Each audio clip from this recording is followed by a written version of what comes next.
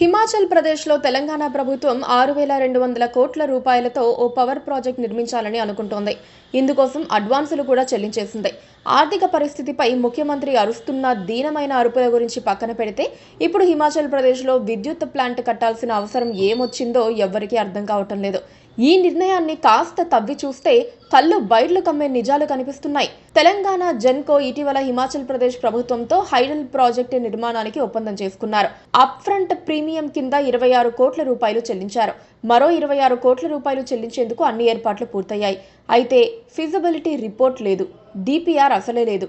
ఇంకా చెప్పాలంటే జెన్కో బోర్డు ఆమోదం కూడా లేదు. అయినా ఎంఓయూ చేసుకుని 26 కోట్ల రూపాయలు చెల్లించారు.